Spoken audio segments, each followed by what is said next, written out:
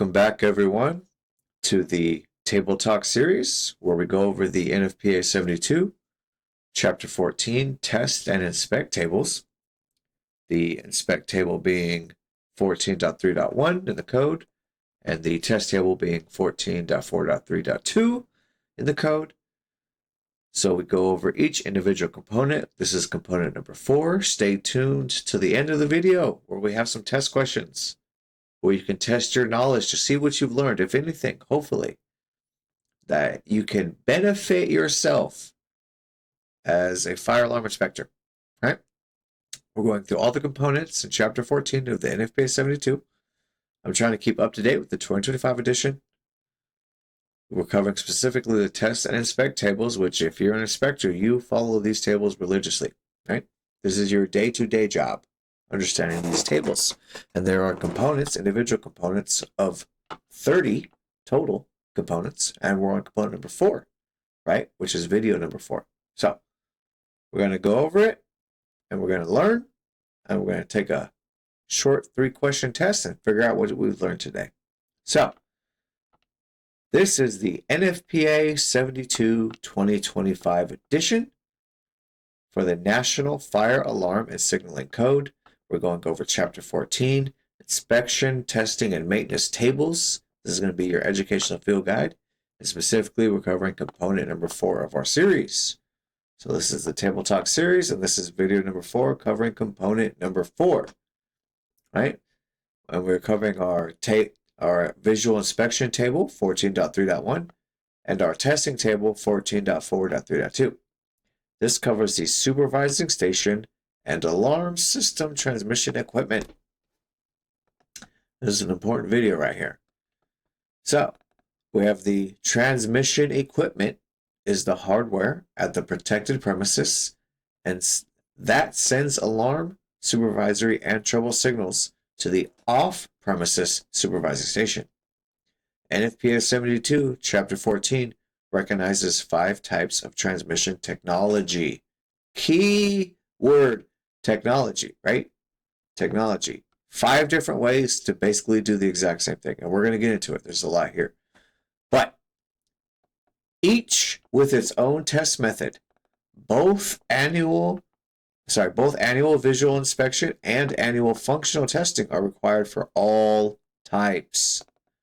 The 5 subcomponents under component number 4 are DACT, which is an acronym for Digital Alarm Communicator Transmitter, DART, which is an acronym for Digital Alarm Radio Transmitter, McCullough Transmitter, RAT, which is Radio Alarm Transmitter, so it's an acronym, and Performance-Based Technologies, which consists of IP, cellular, and others.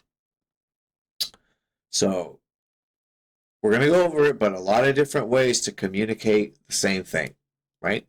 When you're in the fire alarm industry and you're sending signals, it doesn't matter how the signal gets sent, right? The main point is it works, right? We're testing and inspecting, make sure it works. But there are 5 different technologies we're going to go over of how it works. So, notes on scope.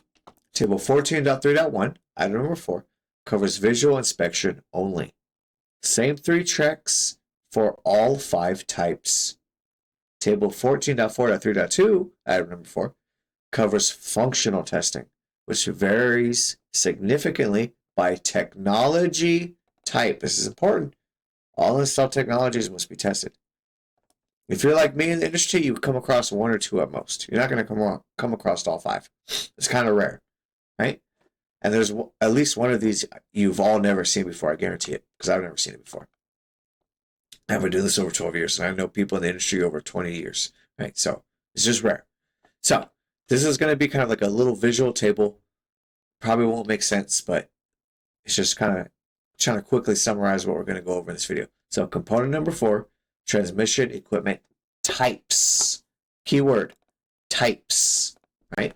We have equipment type. We have the DACT, Digital Alarm Communicator Transmitter, DART, Digital Alarm Radio Transmitter, McCullough, which is the McCullough Transmitter, RAT, which is the Radio Alarm Transmitter, and Performance-Based, which is IP, cellular, and other types, right?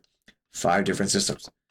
The transmission method, this is where it gets fucking complicated, right? The DACT is telephone line to DACR at supervising station. We're going to go over that. The DART is radio path with telephone line as secondary path. The McCullough is DC, which is voltage, right? You have AC and DC, alternating current, direct current, right? This is voltage. Metallic loop circuit, end-to-end continuity supervised. We have the RAT, which is the one-way radio or two remote receiver sites. Then we have the performance space, which is IP network or cellular to supervising station, right? And then we have the supervision checks, and hopefully this is the most up to date for 2025 because I think DACT, if I am mistaken, previous years it was 24-hour supervision. Now they changed it to 6-hour supervision. So I believe that's a relevant change. DART, you need to reference chapter 26. McCullough's continuous because it's literally DC voltage, which is very basic. The RAT is 24 hours and the performance space is 60 minutes. So depending on the supervision type, you will have a different reference.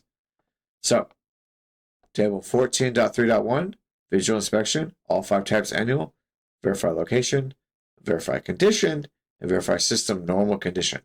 All right. So this is going to be a longer video. Sorry in advance. This component, simple in scope because it's the supervising station, but because there's 5 different types of supervising stations, we're going to have a lot to go through.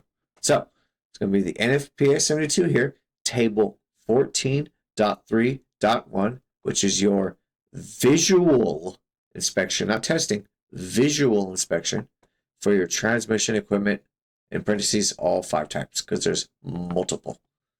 So this is your inspection, and it's conducted on an annual basis. So all 5 subcomponents share the same 3 annual visual inspection requirements. No signals are transmitted during inspection. Inspect all installed transmission equipment types. So we have all 5. We have the DACT, DART, McCullough, RAT, and performance-based. All right, 5 different types under the visual inspection table 14.3.1 out of 4.1 through 5. For each type of transmission equipment installed at the protected premises, the annual visual inspection requires verifying the same 3 points. Number 1, verify location. The equipment is installed in the correct designated location for the record of completion, not moved, relocated, or obstructed. Right, that's number 1. Number 2, verify condition. Inspect for physical damage, loose wiring connections, corrosion, water damage, or signs of tampering, which can include covers, enclosures, and antennas are intact. Number 3, verify system normal condition. All status LEDs and indicators on the equipment show normal operation. No active faults, trouble, or communication failure indicators are present. This is your visual inspection. Doesn't matter which system. You're visually inspecting like it looks like it's supposed to do what it's doing, right? The system is correct. It's in normal condition. It's functional, right? So any deficiency found, wrong location, physical damage, or a fault indicator showing abnormal condition must be documented and the qualified service technician notified. A transmission equipment fault may mean signals are not reaching the supervising station. Very critical right there. Very critical, right? Which is a critical impairment requiring immediate attention, right? This is literally what I'm saying right now. Very critical. Something impairing your supervision system or your monitoring system, possibly, not always, possibly could mean that signals are not going out to the monitoring station, which essentially almost means your system is not being monitored or it's not being monitored correctly. Like, that's a big issue, right? It's a big issue, right? So that's your visual, right? This is your visual component. You're just looking at it. You're not testing shit, right? Per the code of these 2 tables, you're inspecting and testing 2 different functions. This is your visual inspection. Make sure everything looks good. Now we're getting into the testing function. for these systems, right? Under NFPA 72, this is table 14.4.3.2, which is the testing supervising station alarm systems transmission equipment. So it's done by your qualified personnel, aka your hired technician. So all sub items are tested annually. Initial acceptance testing is also required, meaning when you just install your system, you need to make sure it works. Notify the supervising station, building owner, and all occupants per code 14.2.4.1.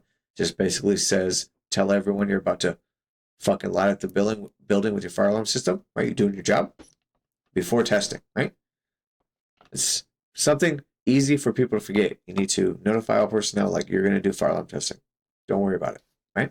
It's part of your normal testing. It's done once a year. As it says right here, annually. So, at conclusion, restore all systems to full normal operating condition per 14.1.6, 2025.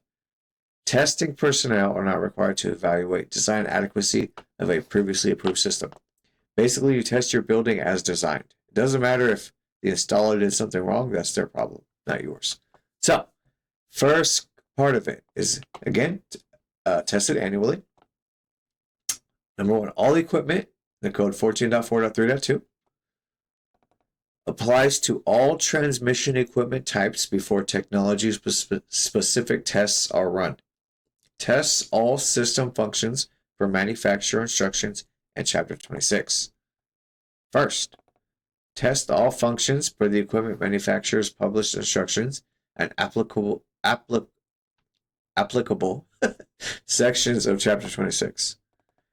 Except for DACT, activate an initiating device and verify receipt of the correct signal at the supervising station within 90 seconds. If test jacks are used, perform the first and last tests without the test jack. Verify the DACT is connected to two separate means of transmission. Exception, DACTs installed before 2013 edition connected to a derived local channel. Upon completion of all tests, restore the system to its full normal function operating condition. Okay? So it doesn't matter which system we're going to go through. Follow a simple step process. Now we're going to get into it. The DACT, Digital Alarm Communicator Transmitter. This is going to be tested annually per the code 14.4.3.2. So the DACT test verifies line seizure capability, 90-second transmission timing, telephone line fault detection, secondary path fallover, and successful transmission through a simulated primary fault. Basically, there's two lines. You're testing both. Make sure one fails, the other kicks in, right? Your system is never without dialing out, right? So your monitoring station, hopefully, fingers crossed, always knows what's going on because that's life safety. So, number one, the test. Line seizure test. While a telephone call is in progress on the primary line, initiate a signal from the FACU. So you're going to use it's commonly called a butt set or a phone test set, and you're going to connect it into the panel on either line 1 or 2. In this case, it's saying your primary line, so that would usually be line 1. And you're going to make a phone call. If you're plugging in your butt set to the panel, call your cell phone, right? Call the phone that's in your fucking pocket. All right, dial the number and pick up on that phone and open it. Just leave it open. You accepted the call on your primary phone and you set it down, right? You have your phone directly wired into the panel and you have your cell phone just connecting the call, right? That's step 1. It's basically what I'm asking you to do. Step 2, verify the DAC seizes the line, interrupts the call, and connects to the DACR at the supervising station. Okay, so you have that active call.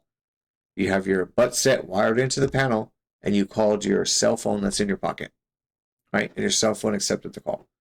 Now go pull a pull station, activate a smoke detector, heat detector, water flow switch, doesn't matter. Make the panel go into alarm. What's supposed to happen is your phone call is going to get interrupted by the alarm signal because the alarm signal takes priority. And specifically, calls out to the monitoring station saying your panel is in alarm and whatever the signal is. Okay? That's step 2. Step 3, verify receipt of the correct signal at the supervising station. So you verify, right? Whether you have a monitoring app or you call in, whatever, that, hey, I was on the phone and then an alarm signal came in. Did you get that alarm signal? They say yes, great. If they say no, there's a problem, right? You need to troubleshoot. Step 4, verify the complete transmission. Off hook to on hook is completed within 90 seconds. So that signal that you activated within 90 seconds goes to the monitoring station and you verify it. That's basically it. Whenever you activate it, you want it to come in within 90 seconds. Next, primary telephone line fault test. Step 1, disconnect the primary telephone line from the DAC. So you have 2 lines coming in, you disconnect primary line or phone line 1. Step 2, verify the DAC trouble signal, in parentheses, primary line fault is indicated at the premises FACU within 4 minutes of the fault. So you disconnected the primary line. Your panel should tell you the primary line is disconnected. You should get a trouble for that. If you disconnected phone line 1 within 4 minutes, your panel should tell you, hey, phone line 1 is disconnected. Trouble, right? Like it should go into trouble. Step 3, verify the supervising station receives the telephone line signal. So since you disconnected phone line 1 and you have a dual line system, as in phone line 1, phone line 2, or primary and secondary, the secondary phone line should dial out telling monitoring station that the primary phone line is in trouble and it's not receiving a signal. Okay? So you have 2 lines, you disconnect the primary, the panel goes into the trouble because the primary is disconnected, and over the secondary line, that signal goes to your monitoring station, telling the monitoring station that the primary is not working. Right? It's redundancy. You have 2 phone lines. Step 4, restore the primary telephone line, verify trouble clears, and restore signals transmitted. Basically, plug the line back in, and the signal should clear. How long it takes, there's no specific code on that, but like hopefully within a minute or 2, it'll clear.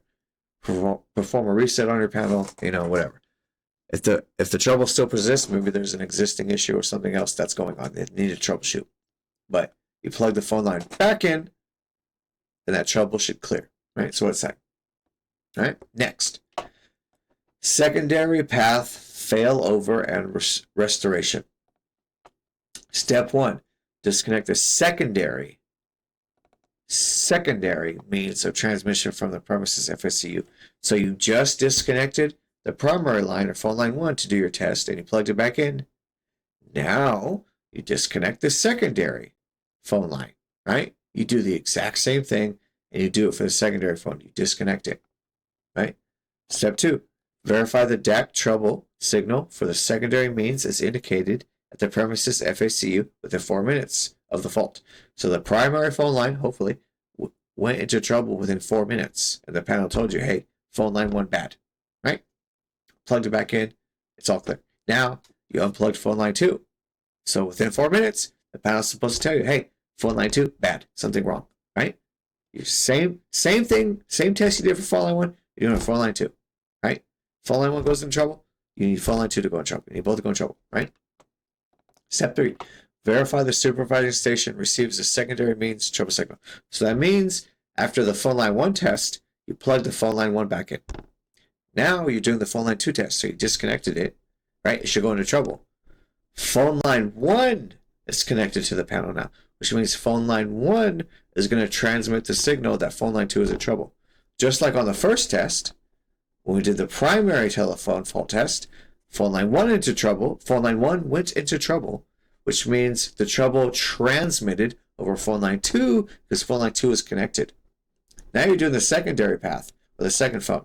So now you disconnect secondary phone line, which means the trouble signal that generates from you disconnecting the secondary phone line transmits over the primary or the first phone line.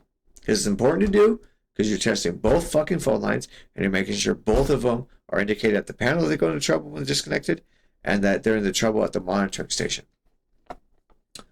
Step 4, restore the secondary means, reset the FACU if needed, and verify the supervising station receives the restore signal. So you sent all these signals to the supervising station, which you want them to get, and then they all restore after you plug everything back in. It goes back to normal. Okay. Transmission during simulated primary line fault. Step 1. Simulate a fault in the primary phone line. You can make a trouble signal on anything. You can just disconnect a wire at any initiating device or horn strobe or something. Right? You could just create a trouble. Right? Step 2. Cause the DAC to transmit a signal to the DSCR. Verify the DAC successfully completes the transmission via the secondary communication path. So you can create a fault on either line or the signal or whatever, and the transmission is supposed to go through path. And I know it says simulated primary, but you want to think both lines can do this, primary and secondary. Creating troubles and just making sure that it goes over both lines. For DAC using 2 telephone lines, all faults and restoration tests above apply to both primary and secondary telephone lines independently. Very important.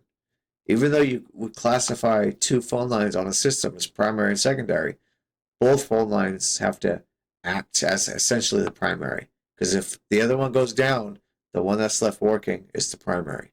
Right? So you have redundancy built into the system. Okay? So refer to 26.6.3.1.1.2. It's a fucking long code for applicable line-specific requirements. Okay? So that was the DACT. Digital Alarm Communicator Transmitter. I come across this one the most. Total side note. I come across this one fairly the most in my profession and what I do.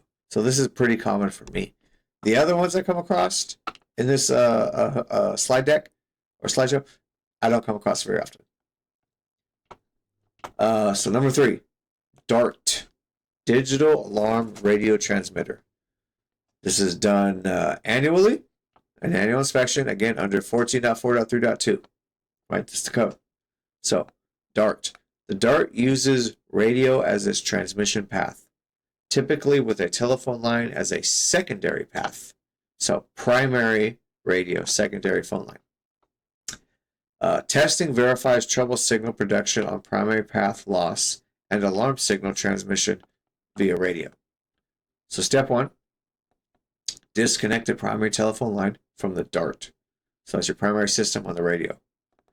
Step 2, verify the DART trouble signal is produced to the supervising station within 4 minutes of the disconnection. So over your secondary line, your phone line, or whatever, you get your trouble signal.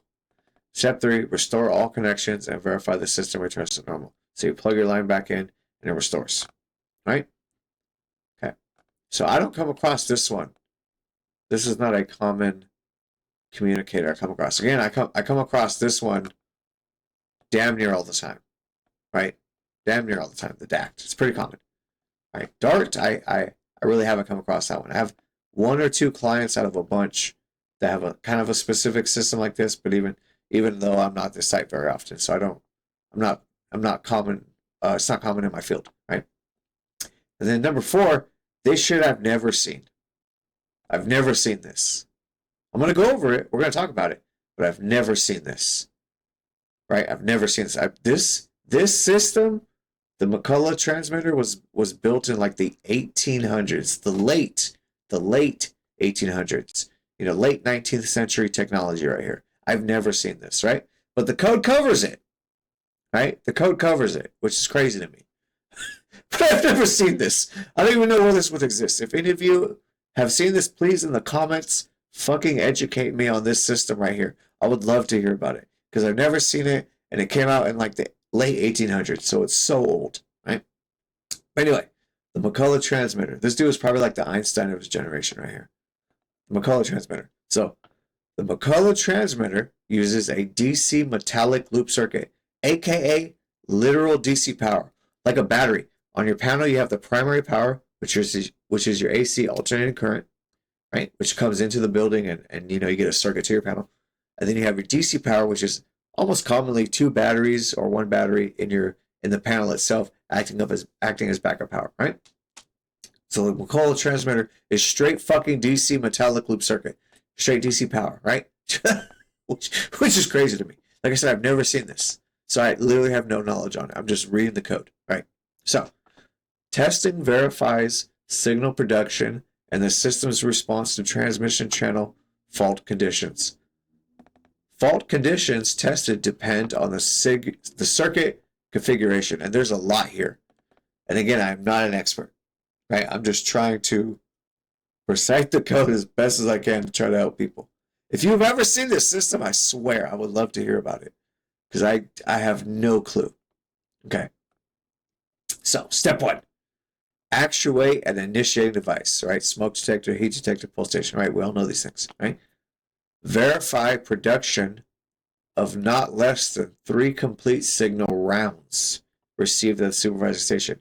So you hit multiple initiating devices, minimum of 3, based on what it says here, 3 complete signal rounds. So, as an example, pulse station, smoke detector, heat detector, all 3. You activate all 3. Okay? Step 2, cause each applicable fault condition listed below in turn and verify receipt of the correct signal at the supervising station for each condition. So, any trouble signal, any signal you come through or you activate on the system, you're going to verify receipt of the correct signal at the supervising station, right? A pulse station should be a pulse station. A smoke detector should be a smoke detector. A heat detector should be a heat detector. A water flow switch should be a water flow switch, right? Whatever the signal is you're sending, it should be the correct signal. Okay? McCulloch fault conditions required by circuit configuration. So another fun fact. So circuit configuration, this is the configuration of the circuit, the type, right? End-to-end metallic continuity is present in balanced circuit, or end-to-end metallic continuity not present or unbalanced circuit. Again, I'm not the expert in this. There's so much with this system. It's a lot, right? So you have the circuit configuration types. There's 2. Then you have the fault conditions to cause and verify in each turn. So these are the signals you have to send based on the McCulloch configuration type, which has 2. So for the end-to-end metallic continuity where continuity is present and balanced, you need to send an open. So you disconnect a wire. Disconnect a wire on a smoke detector, a horn stove, whatever. You disconnect a wire so the circuit that's connected is now open. So you're sending an open signal. All right. Second is ground, where your system is connected, but you have like a wire coming off either the positive or the negative lead going to a smoke detector or the panel or whatever, and you just jump it straight to something metal or something that you can ground to, right? You can create a ground fault signal. Wire to wire short, you just cross your leads, right? Positive and negative, you just cross them and you're making a short. Number 4, open and ground. So you send number 1 and 2 simultaneously, right? You're sending both of them simultaneously. You want an open and a ground, and you want to just separate. And then the second configuration, and I'm not an expert. I'm not an expert. End-to-end metallic continuity not present or unbalanced. Then you only got to send the first 3. You don't got to send 4 and 5. Don't ask me why. I am not an expert. I am not an expert. I would love to see someone test this fucking system just so I can get a better idea of what the hell this is. But anyway, verify correct signal for each condition. For each fault introduced, the supervising station must receive the correct corresponding signal. Restore the circuit to normal between each fault condition test. Document each condition test and the supervising station's response in the test record. Okay, that was a fun one. The McCulloch transmitter. If any of y'all ever seen it, please tell me. It sounds so interesting. Fucking 19th century technology right there. It's crazy. Okay. Number 5. Radio alarm transmitter, RAT. Again, done on an annual basis per the test table 14.4.3.2. Right. The RAT uses one-way radio to remote receiver sites. Testing verifies that a fault within the transmitting equipment is properly detected and enunciated. So steps. Cause a fault between elements of the transmitting equipment. Verify indication of the fault at the premises FSCU or transmission of a trouble signal to the supervisor station. So again, you create a trouble. You pull a line on a device like a positive or negative lead. You ground something, whatever. You're creating a trouble signal. And it's very short for that one. Number 6, performance-based IP based technologies, which consists of IP, cellular, and others. Again, tested on an annual basis per the 14.4.3.2. IP communicators, cellular communicators, and other listed performance-based technologies. The applicable supervision interval for these technologies is 60 minutes.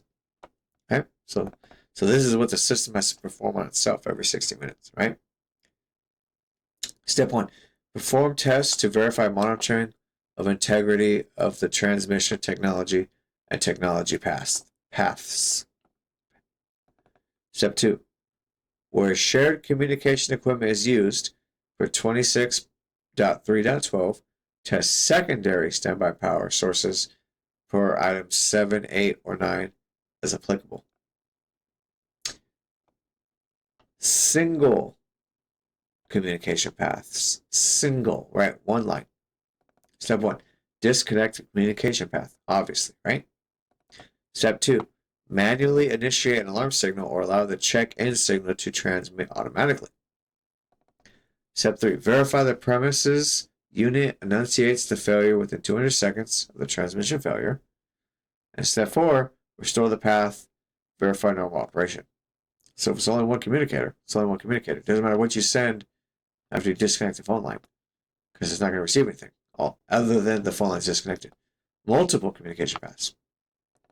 Disconnect all communication paths simultaneously. This is more complicated stuff. Again, I haven't done too much of myself. Step 2, manually initiate an alarm signal. Step 3, verify the premises control unit enunciates the failure within 200 seconds.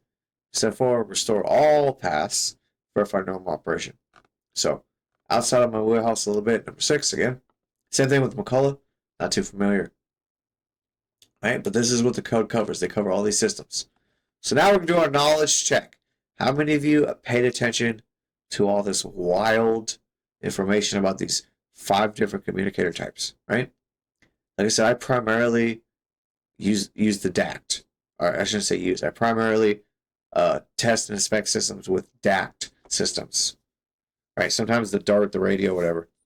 But like that's way more rare. The DACT is pretty normal. So we're going to do our knowledge check for component number 4, which is the supervising station alarm system transmission. Again, under the NFPA 72 2025, tables 14.3.1 and 14.4.3.2, the inspect and test tables. Right? You're going to select the best answer for each question. Let me know in the comments. Right? What'd you think? Let me know in the comments. What are your answers? So, question 1 of 3. When testing a DACT, what is the time limit for the trouble signal to appear at the premises FSCU after the primary telephone line is disconnected? And does the same time limit apply when the secondary means of transmission is disconnected? Is it? Answer A, 4 minutes for the primary telephone line only. No specific time limit is stated for the secondary means of transmission. Is it B, 4 minutes for both? The trouble signal must be indicated at the premises FSCU within 4 minutes, whether the primary phone line or the secondary phone line secondary means of transmission is disconnected. Is it C, 90 seconds for both the primary and secondary, matching the DACT line seizure transmission timing requirement? Or is it D, 6 hours for both, matching the 6-hour DACT path supervision interval? So what is your answer for question number 1? Let me know in the comments. So question 2 of 3. A McCullough transmitter is installed on a circuit where end-to-end metallic continuity is present and the circuit is balanced. How many transmission channel fault conditions must be tested, and what are they? Is it A, 4 fault conditions? Number 1, open. Number 2, ground. Number 3, wire-to-wire short. And number 4, open and ground. The combined open and ground condition is required only for the balanced metallic continuity configuration? Is it B, two-fault configuration, opened and ground only? Is it C, three-fault conditions, open, ground, and wire-to-wire short, same as any other circuit configuration? Or is it D, five fault conditions including loss of power? All five must be verified at the supervising station. Right? So what is your answer for question 2? Let me know in the comments. Finally, question number 3. During testing of a performance-based IP cellular communicator with multiple communication paths, a technician disconnects all paths and manually initiates an alarm signal. What must happen and within what time limit for the test to pass? Is it A, the FACU must automatically switch to a backup transmission technology and complete the alarm transmission within 90 seconds? Is it B, no local annunciation is required? Only the supervising station needs to detect the failure for performance-based technologies? Is it C, the supervising station must detect the path failure within 60 minutes, matching the performance-based supervision heartbeat interval? Or is it D, the premises control unit must enunciate the communication failure within 200 seconds of the transmission failure triggered by the manual alarm signal initiation with all paths disconnected? So which is your answer, A, B, C, or D? Which do you choose for question number 3? So that is going to be the end for component number 4. Again, we're trying to cover all the components in Chapter 14 of the NFPA 72, specifically under the test and inspect tables, the inspect table being code 14.3.1, and the test table being 14.4.3.2. And there are individual components, about 30 across those tables, and we're just going to go over all of them for your visual inspection and your testing for all these systems. So let me know in the comments what your answers are for these questions. Let me know how you did, if you're learning anything, if you're improving, if it's benefiting you. Please tell me. It helps grow the channel and it keeps me going at this. So I hope to talk to y'all later. See you in the next video, and we will be covering component number 5.